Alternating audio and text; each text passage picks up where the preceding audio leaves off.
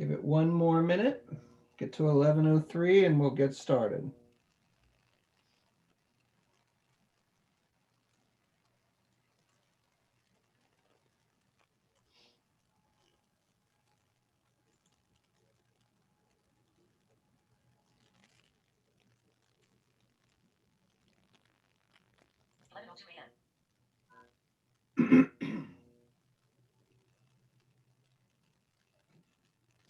Good morning, Tom. Glad you could join us. We're just giving it another 30 seconds or so. We've got about 13 people on, and we're expecting a total of 25 or so at today's meeting.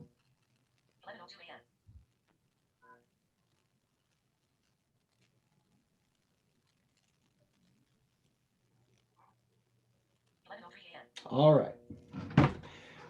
This is Alex with the Northwest Alliance for Clean Transportation. Many of you know me and you know who we are. Some of you do not. And for those who don't know me and maybe less familiar with the Northwest Alliance for Clean Transportation, we were formed at the request of the Northwest's 6 investor-owned gas utilities to promote increased use of both conventional and renewable natural gas in medium and heavy duty vehicles throughout Oregon, Washington, and Idaho. And we do that in a number of ways. One of the ways that we help folks that we try and move the needle with regard to increasing use of CNG and RNG as transportation fuel in the Pacific Northwest is by helping fleets evaluate the opportunity to transition from diesel to CNG or RNG. And as we began having conversations with fleets, we recognized rather quickly that every fleet was a little bit different. And as such, we needed to create a dynamic fuel conversion calculator that enabled fleet managers, fleet staff to make inputs that reflected their real world operating conditions. The calculator would then need to be able to crunch the numbers and deliver outputs that would help folks understand both the potential financial savings associated with transitioning from diesel to CNG or RNG, as well as the associated greenhouse gas reductions. And we did that at first with an Excel-based tool, and we still have that Excel-based tool. And I'll talk about that a bit more as we go a little deeper. But in addition, to make this process, this evaluative process, more accessible to folks, we also developed, we transitioned our Excel-based calculator to an online tool that anyone can use to quickly understand if there is a there, so to speak, with regard to a proposed fleet's transition from diesel to CNG or 3 types of RNG. And so it's housed currently in our Northwest Alliance calculator. In the future, it will be housed on other web platforms as well. Oh, wait a minute, I gotta make sure I'm in the right place. All right.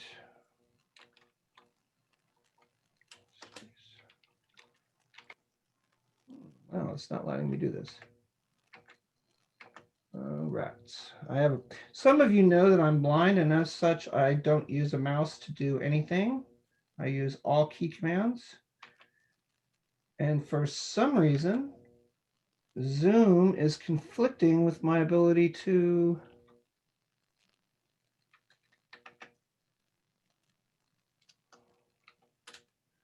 space reload. Okay.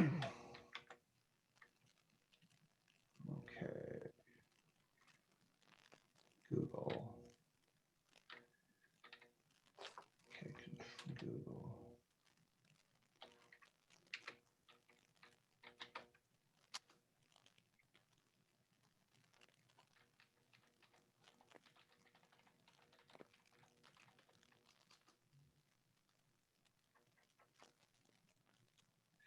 All right, hopefully this will work. So this is our Northwest Alliance for Clean Transportation homepage. And from here, there we go. You just go to the conversion calc. Any one of you can do this, whether you work for a fleet or whether you work for a state agency or whether you are evaluating a fleet's opportunity to transition. So you go to conversion calc. And, you know, our Excel-based tool that I was talking about at the beginning of the webinar, that tool offers 40 or 50 inputs that can be manipulated. So it's a lot more nuanced than the online calculator. But as mentioned previously, the online calculator is far more accessible and it gives folks an opportunity to very quickly understand whether there's a there, both in terms of financial and in terms of environmental outcomes. So this button, you know, you either check Oregon, which is the default, or you check other states. And what happens if you check Oregon as is currently checked, it's going to apply the value of Oregon Clean Fuels Program credits, you know, on an energy BTU based basis. It's actually grams of greenhouse gas reductions per megajoule, but you don't need to know that it's on an energy basis. And estimates credit generation and applies those generated credits, a percentage of those, you know, towards to help defray the cost associated with making a transition from diesel to CNG or RNG. So we leave that checked because this is an Oregon group and we're talking to the Oregon Transit Association. All right, now we're talking about a bus.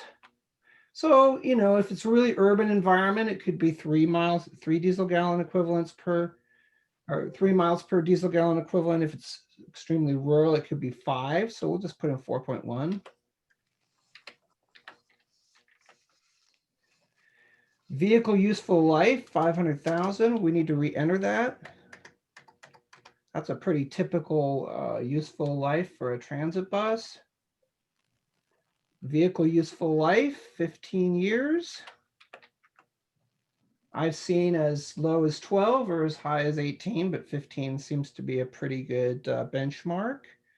Cost of the vehicle, as you know far better than I, that depends on how many ADA sort of related and security related whistles and bells you put on your bus, whether it's a 35-foot bus or a 40-foot bus, but we're going to put in 600,000.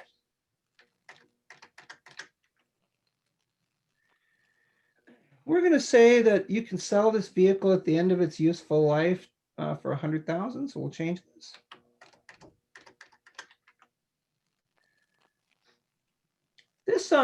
This is especially important for transit fleets. It's not particularly important for, say, refuse fleets or drayage fleets, but most of you get a percentage of your transit buses paid for typically by the FTA, I'm sorry, or through other grants and incentives. So we'll set this to 75% for diesel. And you can set the levels separately for CNG, RNG, but since we want to compare apples to apples for purposes of today's conversation, we'll set this to 75% as well. And for battery electric, we'll set it to 75%, although I'm the first to recognize that you could probably get 90% or perhaps even 100% of your battery electric bus paid for through a federal grant or some other type of incentive program. So this is your alternative fuel tax credits. Some of you may be familiar with these. This is a 50-cent tax credit that you may earn for every 124,800 BTUs of alternative fuel that's used in a transportation setting. Congress has a habit of renewing these posthumously. If you have faith that Congress will continue to renew the AFTC program, you should check this box. If you don't have faith that Congress will continue to renew the program, or you want to stress test the case to make sure that those AFTC credits aren't necessary to make your fuel switch financially viable, then you might not want to check this box. So I'm going to uncheck the box. Oops, not check, maybe double check. Checkbox not checked. Gas cost per therm, 50 cents per therm per 100,000 BTUs would be pretty typical if you are building, owning, and operating your own fuel stations, your own fueling infrastructure, and if you're purchasing the CNG or the RNG from a utility or another wholesale fuel provider. So we're going to set this to 55 cents a therm. That might be a little bit high, but better to be conservative. This shows you what your per DGE cost is for that same gas, so 76 cents per DGE. This is a place you can click if you're unfamiliar with renewable identification numbers or RINs and you'd like to learn a little bit more about what they are and how they work. Since I'm on the phone, I'll tell you that RINs are environmental credits that are associated with use of low carbon alternative transportation fuels. They're part of the Renewable Fuel Standard, which is administered by the Environmental Protection Agency under the U.S. Energy Independence and Security Act of 2007. And we're going to say that your fleet is going to get 5% of the revenue from sale of these RINs. And that is pretty typical when I talk to fuel providers like Trillium Loves, like US Gain, both of whom are Northwest Alliance members. They would both say 5% of the revenue from sale of RINs is something that they could agree to when entering into a fuel purchase and sale agreement with a fleet like a transit fleet. Here you can open this window if you're curious about Oregon Clean Fuels Program credits. You want to understand a little bit more about what those are and how they work. As mentioned at the beginning of the calculator, these are credits that demonstrate the fuel's ability to reduce greenhouse gas emissions on a per unit, a per megajoule energy basis. And we're going to say that your fleet's going to get 35% of the value from the sale of these credits. And that would be consistent, again, with conversations that I've had with our members, for instance, US Gain and Trillium Loves. So if you're in a place like PacifiCorp or Portland General Electric, an investor-owned utility, you want to understand, what your cost of electricity is going to be, both in terms of the electricity that's required to compress gas and put it onto your buses, and also for purposes of doing the battery electric comparison. And we're going to say 10 cents because that's about right for PGE or PacifiCorp service territories.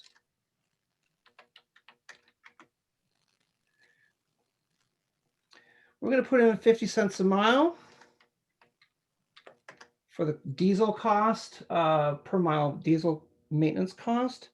That number comes from Nick Black with the Rogue Valley Transportation District. He manages maintenance there, and I had a conversation about this in late 2018. We're going to assume you're getting a pretty competitive contractual price for your diesel, so we're going to say it's $2.25 per gallon. It might be more than that. And then the only thing that we ask, honestly, folks, we've spent about a lot of time and quite a bit of money, something on the order of $25,000, $26,000 developing both the Excel tool and the online calculator. So the only thing we ask in return for that investment is that you give us your contact information. So I type in my name, I put in my email address.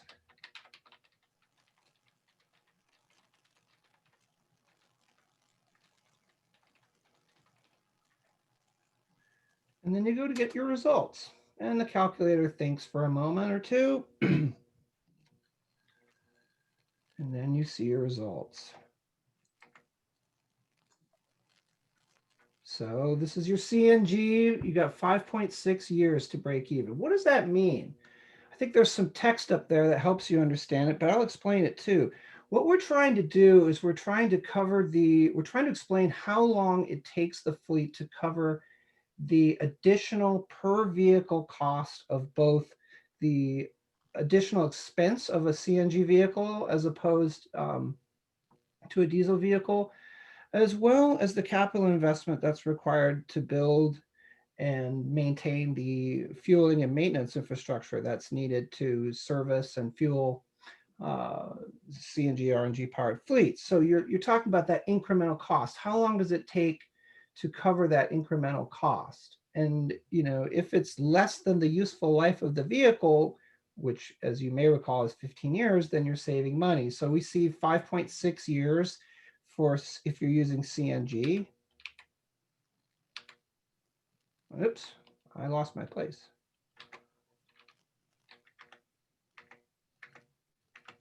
I gotta go back down.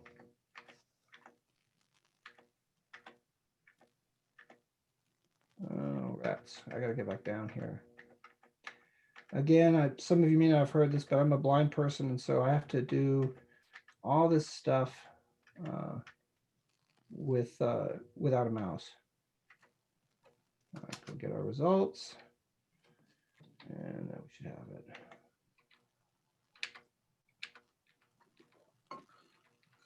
Rats. Let me see if I can get to results faster.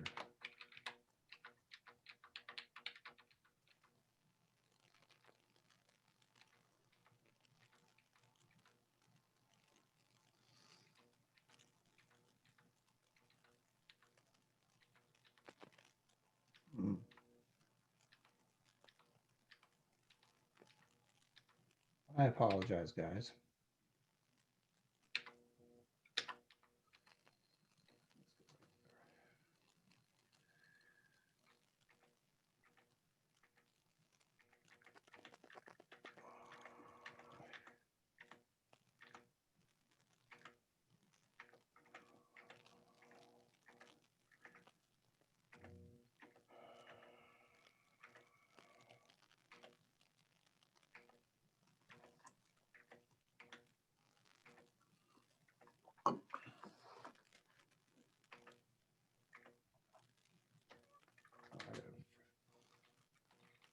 ALEX SCHAY ASCHAY at NWALLINC.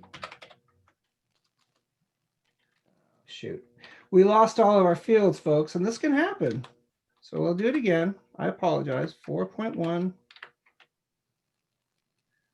500 000 15 600 000 100 000 75 75 75. Not checked. 0.55 we said. 5 35%. 0.10 0.50 2.25. Last name Shay. There we go. All right.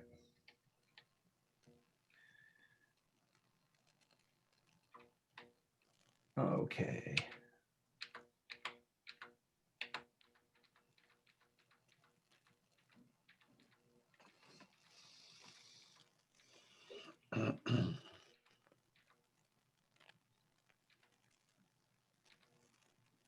So you can see what these payback periods are very reasonable. I'm trying to get them to read them to me.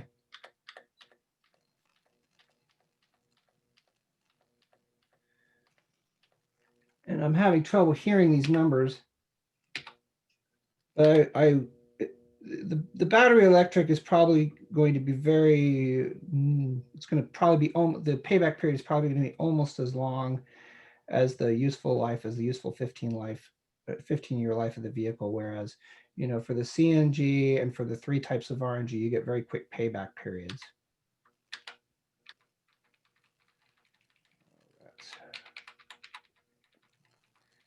I'm not able to get where I need to be.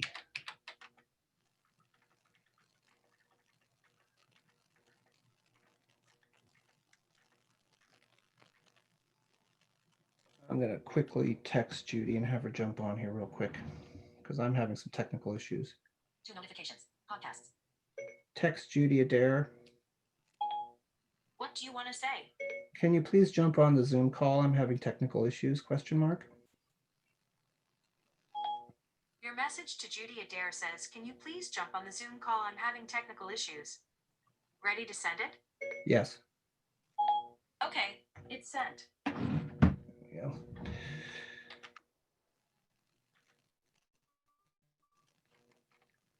Oh, well, I didn't do this.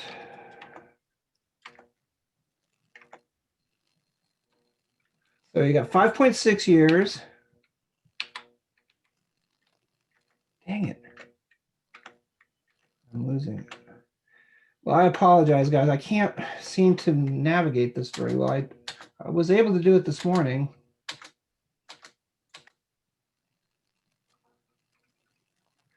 You get these tremendous GHG reductions when you're using dairy RNG. Lost it again.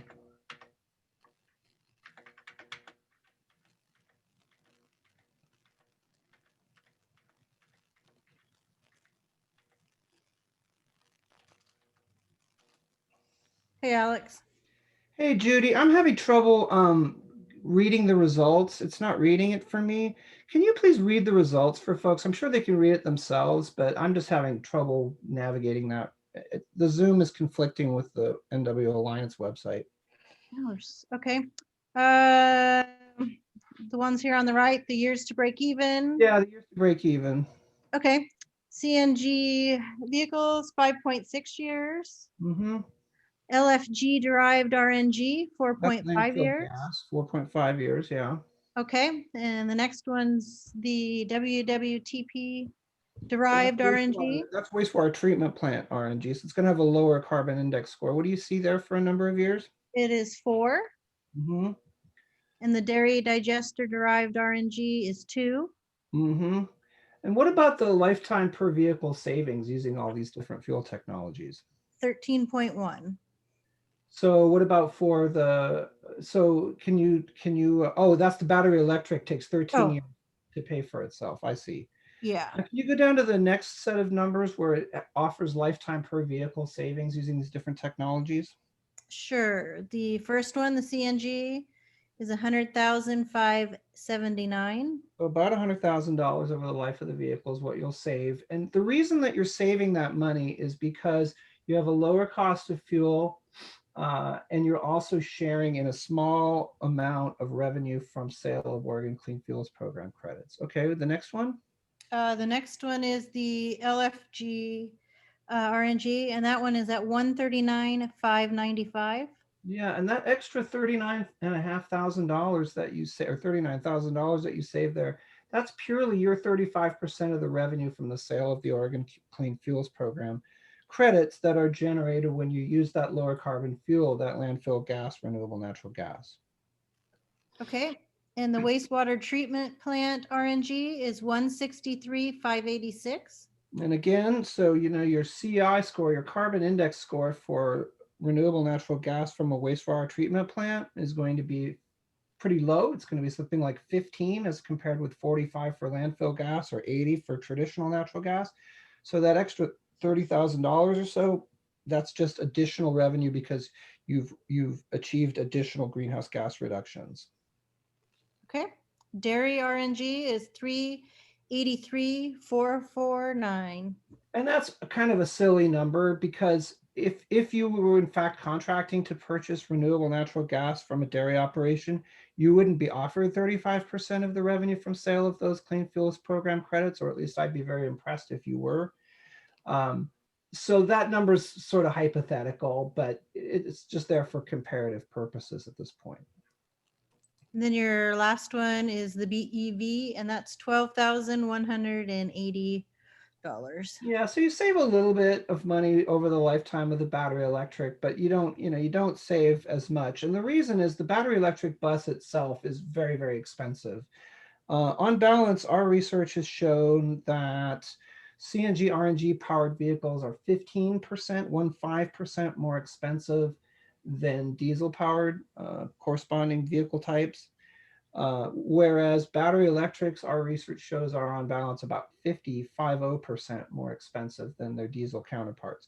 And so you've got a big nut to cover there. And even though as a transit agency under this scenario, you're only paying 25% of that vehicle cost out of pocket, you've still got a bigger nut to cover. You've also got some battery charging infrastructure that in this scenario ends up being around $22,000 per vehicle. Interestingly, in this scenario, the fueling and maintenance infrastructure costs per vehicle for CNG RNG are a little over $40,000. And that's based also on discussions with Rogue Valley Transportation District.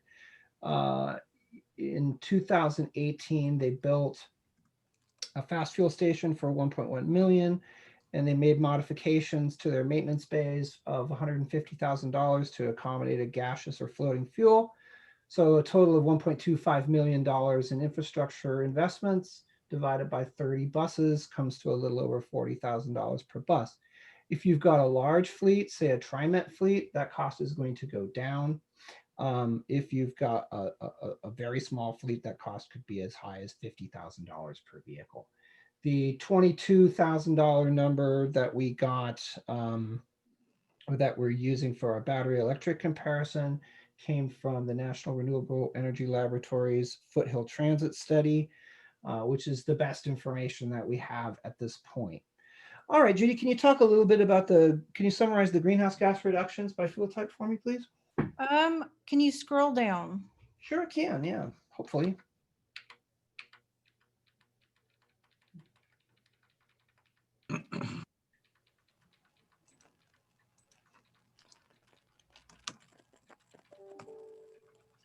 Okay, there you go. Okay, you can see it now?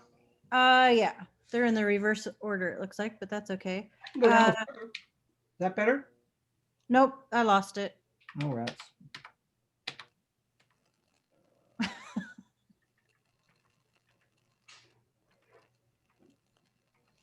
Hold on.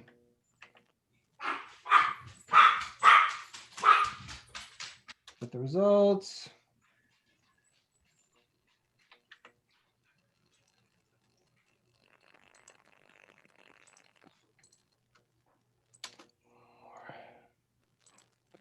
Okay. Can you see it now or not? You got a results box needs to go away, and you need to go down just a little bit. Results. There we go. I'm working way down there now. Now I can hear it. Oh, So, okay, here are your GHG reductions. CNG is a 2% reduction. Now, a lot of people balk at that. They say, isn't it more like 10 or 15%? Well, it should be, but it isn't. And the reason is this. For one thing, we're comparing with Oregon's blended CI score for the fuel mix for Oregon's transportation fuel mix over the years 2020, 2035, as prescribed by the Clean Fuels Program. That knocks about 10% off. And then the other factor is that spark-fired CNG powered engines are about 10% less efficient than compression-fired diesel engines. So that, in other words, it takes roughly 10% more BTUs to travel a mile using a CNG powered engine than it does using a diesel powered engine. So that erases most of the rest of your GHG reductions associated with using a traditional fossil conventional natural gas. So you only get about 2% GHG reductions as compared with Oregon's Clean Fuels Program when you use CNG. But when you use LFG, you get a 45% reduction. And again, that's well to wheels. That's using DEQ approved CI scores, and that's accounting for the fact that CNG fired engines are not as efficient as diesel powered engines. 82% for a wastewater treatment plant. That's assuming a carbon index score of 15 for a wastewater treatment plant, for those of you who are interested in that sort of thing. And then the over 400% reductions when you're using dairy RNG. I like to say it's just 100% reduction. The reason it's greater than 100% is because you're changing manure management practices. So you're reducing methane emissions to environment, and methane, as many of you know, has a very high global warming potential. So that's how you can get these incredibly high GHG reductions when you're using a dairy digester scenario. Just think of it as 100% reduction. I think that's more realistic. And then the BEV, which we skipped somehow. It's 77. Yeah, it should be 77%. Now, that number is going to vary a lot. So if, for instance, you're in Pacificor territory, and Pacificor is a Warren Buffett company, and as such, it relies pretty heavily on coal, that number is not going to be 77. It's going to be closer to 50% GHG reductions for the battery electric scenario. If you're where Lane Transit District is in Eugene, and you're using a super clean, Bonneville Power Administration hydropower electricity project, that number is going to approach 100%. It's going to be so close to 100% that you need to round to the decimal. So this 77% number is synonymous with what you'd expect to see if you were working with a typical investor-owned gas utility like a Portland General Electric or Puget Sound Energy, an electric utility that relies pretty heavily on gas-fired electricity to deliver electricity to customers, probably doesn't use very much, if any, coal, and has a healthy smattering of solar and wind power in its fuel mix as well. That's when you can achieve a 77% reduction. And yes, we did factor in the fact that very few BTUs are needed to propel a battery electric vehicle as compared with diesel or CNG powered vehicles. So I think, you can take your time and go into this calculator and play with it yourself, probably more easily than I can as a blind professional. And you can see quite quickly if this gets you the results that, if the financial outcomes look favorable, and if the GHG outcomes look promising, you can get in touch with me. You can either call me at 503-460-9502, or you can email me at info@nwalliance.net. We'll arrange a Zoom call, and we'll pull up the Excel-based version of this spreadsheet. Again, whereas we were only able to manipulate 12 or 13 inputs in the online tool, the Excel-based calculator, we can manipulate 40 or 50 inputs, so we can get a lot more nuanced in terms of our ability to evaluate your specific fuel switch opportunity. And if that subsequent Excel-based evaluation looks promising, then we could do a full-blown cash-based year-on-year analysis of a proposed fuel switch. And importantly, because of direction from our board members, folks like Avista and Northwest Natural, Cascade Gas, among others, we're able to provide those evaluative analytical services to fleets free of charge. So there's no cost barrier to you getting some significant help from us towards evaluating a fuel switch for your fleet from diesel to CNG or RNG. If anybody has any questions, please feel free to type them in the chat box. And if I don't end up hearing them, I think Judy will be able to read them, and I'll be happy to address any questions you have.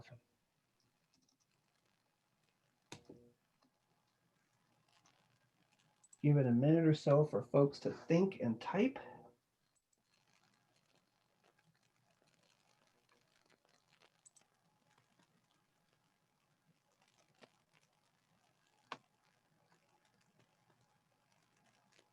Do you see any questions there, Judy? I'm not hearing any. I do not see any. We got a Okay. quiet group. Okay. Well, I'm going to remain on the line for another 5 minutes or so if folks have questions. If somebody would like me to run an alternate scenario for them, they can let me know, and we'll go back up to the top of the calculator. I can run it for you. I can put in your name and address and email address, and then you will be sent the same summary page that you see on screen should be delivered to you. If it's not, I can easily forward it to you.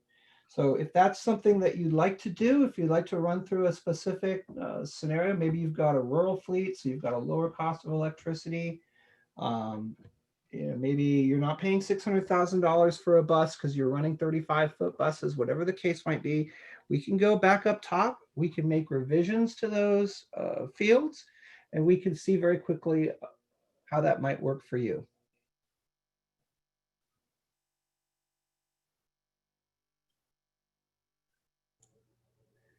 So the question coming that I just heard had something to do with, is there any ability to in the Excel-based tool to evaluate different sources of natural gas? I think the short answer is probably, if I'm understanding your question correctly, is probably no. But the longer answer is that you can adjust the CI score in that spreadsheet.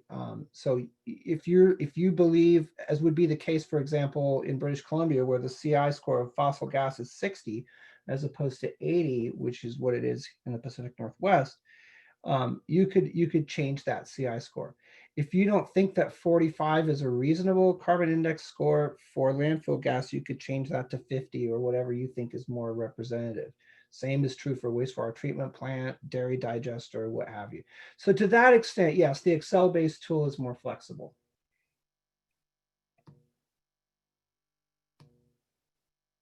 Any other questions?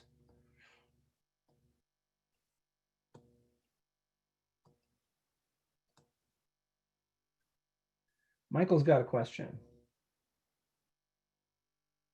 I don't know what it is yet. It might just be faster to talk. How you doing, Alex? I'm doing well, Michael. How are you? I'm doing good. Good to hear from you. Yeah. I'm curious for the carbon intensities for your different renewable natural gas pathways. Are you sourcing those from pathways certified currently in the Oregon Clean Fuels program, or just looking as well at the California pathways? So what I did, candidly, Michael, is I've had several phone conversations with Bill Peters from Oregon Department of Environmental Quality. And as I'm sure you know, Bill manages Oregon's Clean Fuels program. And well, we know that the CI score for fossil gas is 79.98. That just is what it is.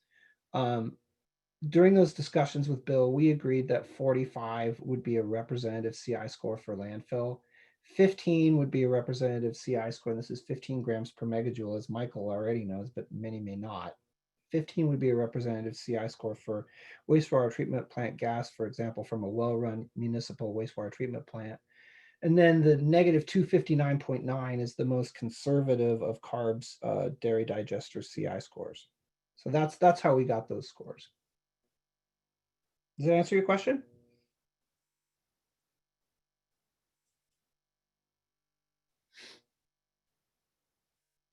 Yes, thanks. I was fumbling with the mute button. Yeah, that's fine.